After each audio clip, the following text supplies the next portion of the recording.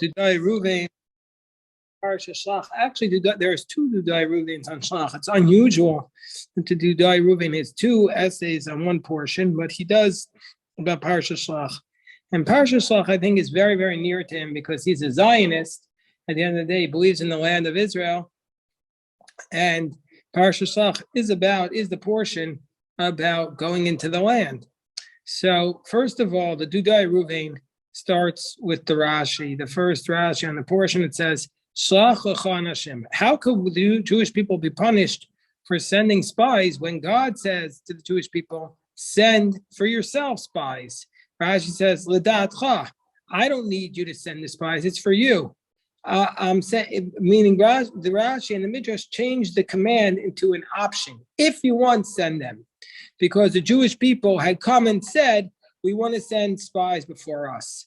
And meaning to say, Rashi saying that God was not commanding, God was allowing them to send the spies because the children of Israel had asked, which this is absent from the narrative in Bamidbar, but that's how the Midrash reads it based upon Deuteronomy.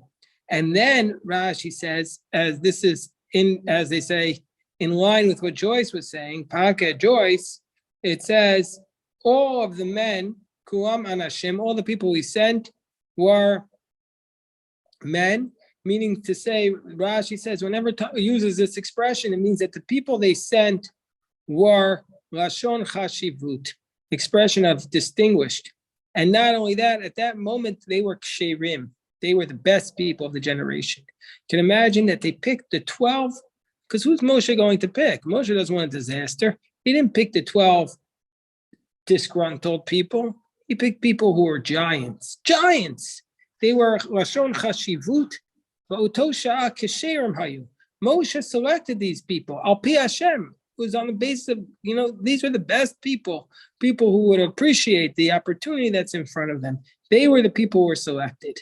So that's the first Rashi that the Dudaei Reuven cites. And all of a sudden we're wondering about it, that if these people were so good, how did it end up so bad? How did it end up so bad?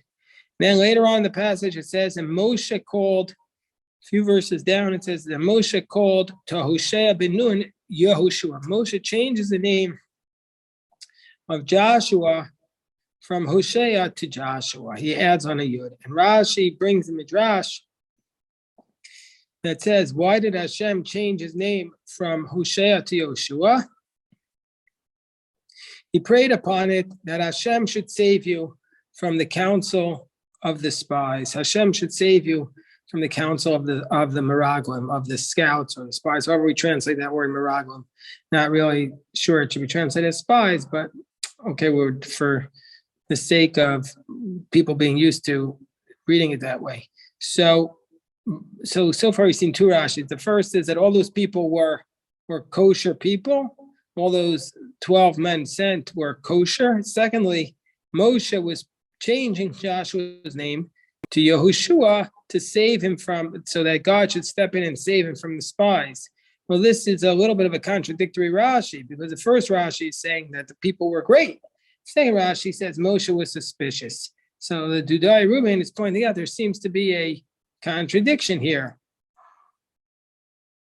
And furthermore, if Moshe really was suspecting these leaders of being the people he sent of being problematic, then why did he send them in the first place and place his whole generation in danger? Why did he order the report if he was worried about how it was going to come back?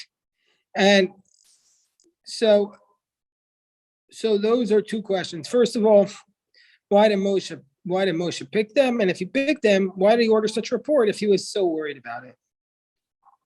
Then the Dudaei Reuven raised another question.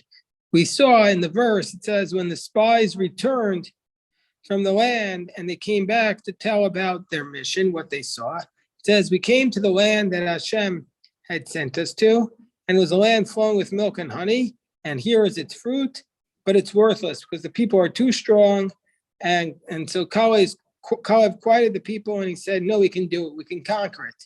And the people who were with him said, no, we can't do it because chazaku mimenu, because it's too strong for us. But the Midrash focuses on the word mimenu. Ki chazaku mimenu. Mimenu can be translated as us, but in certain contexts, the word mimenu can also mean from it or from him. And so therefore, the sages in Tractate Erechim say that Rabbi Chanina Bar Papa said that the Moraglim said a davar gadol at that moment. Davar gadol, they said something of incredible, that was incredibly great. It says, Ki chazaku mimenu. What does that mean? Do not read it that it was stronger than us, meaning to say, but rather mimenu, than God. Meaning to say that God cannot even get his own utensils out from there. Meaning to say, these people are stronger than God. The nations there are even mightier than God. That they said this as a curse against God. And this is also very strange. So what we're saying is that these spies were really attacking God at this moment. This is heretical.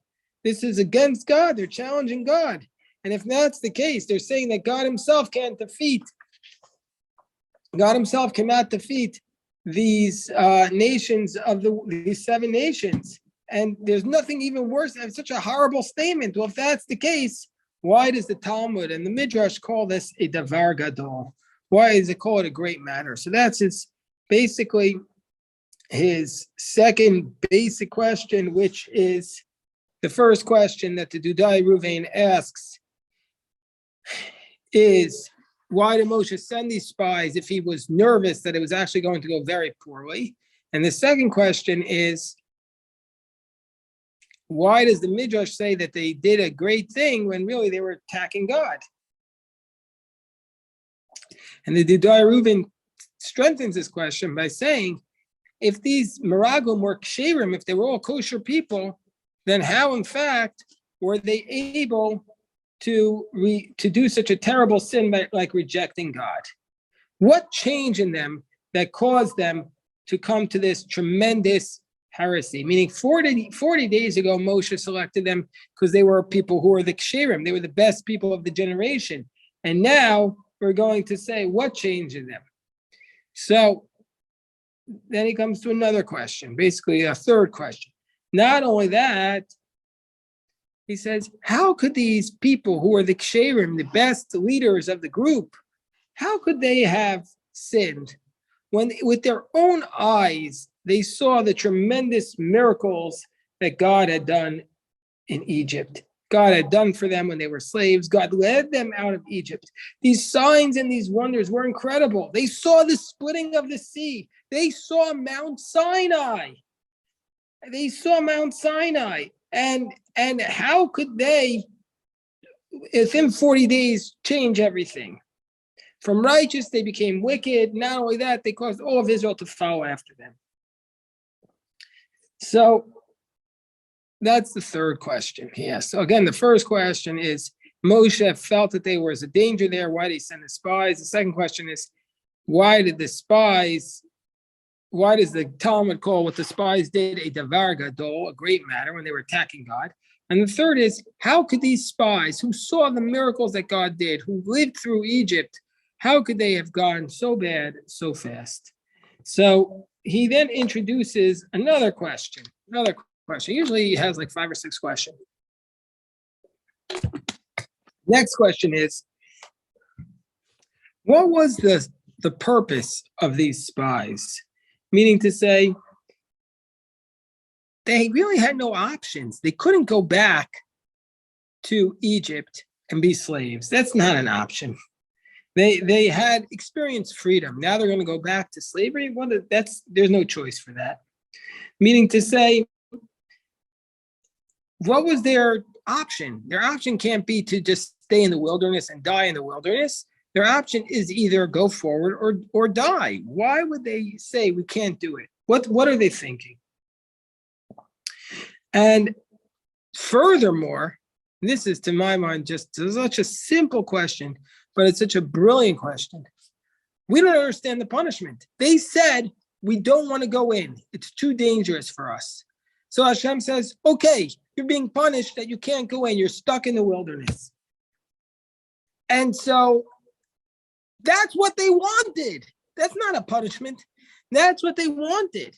And then, when they hear that, they said, no, we are going to go in anyway. And they try to go into the land. But they wanted to be stuck in the wilderness. That's not a punishment to them. They didn't want to go in. So that's another question that the Dudaei Reuven asks. And so we'll just do one more question. It says, furthermore, in this midrash, it says that the people lifted up their eyes when they heard this decree that they're going to be stuck in the wilderness for 40 years before they die, and they started to cry. And the midrash comes along and says, God says, because you cried for nothing, I'm going to give you something for you to cry. And that is that every year that they cried, that day became a day of tragedy. And in fact, the temple, the Beis Hamikdash, was destroyed on that day, and Israel was exiled amongst the nations. So the Dudaei Reuven asks, what's the relationship between them crying in Egypt on that day, them crying in the wilderness on that day, and that was the day that the temple was going to be destroyed? So before we answer these questions, let me just pause for a second. Pause.